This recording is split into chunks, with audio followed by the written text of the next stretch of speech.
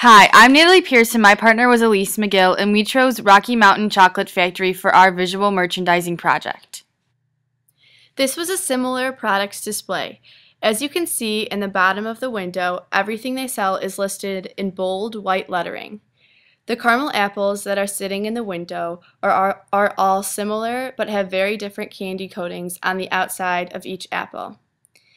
The setting was realistic because the caramel and chocolate apples that are sitting in the display are actually being sold.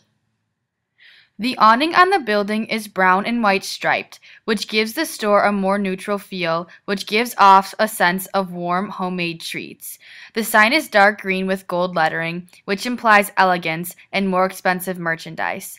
The vertical lines on the awning angle your eyes upward toward the sign. The stripes also lead downward to the thick brown vertical line, and that leads your eyes to the bear. Horizontally, the bear is in line with the words outlining the window. The window shape is very boxy and has slick, bold vertical and horizontal lines. The window is cut up into 3 sections, the first 2 being in the front with a thin line separating them, and the third is on the side angled toward the entrance. There is an open back, so the display is textureless. The reason the open back is so important for this store is because when customers look through the window, they immediately get a sense of an inviting, homey feel as they watch customers being helped.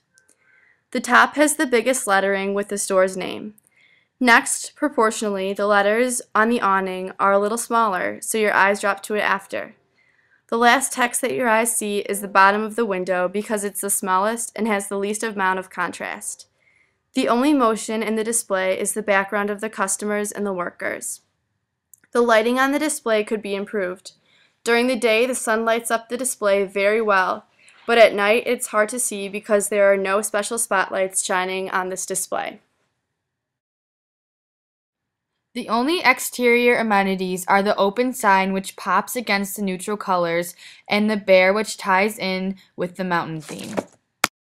The bear also draws in little kids who are walking around downtown LaGrange, which brings them in to buy chocolates.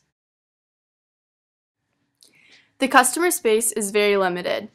There is one aisle to walk down that is angled directly to the back of the store.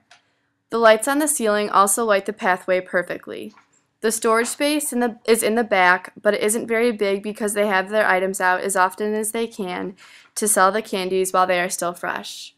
There is not much personnel space either. There is room behind the counter for the cashier, and most space is in the back for employees. There are many display cases that are glass for selling space. There is also wooden hutches holding some products that are sealed. Our effective store display was the caramel apples. It was separated into shelves by each flavor. The apples were all labeled with what type they were. The top reads, "We can slice it," which is a little slogan that shows the workers are willing to help make it easier for the customers. There was backlighting behind each shelf, which drew special attention to each type of apple.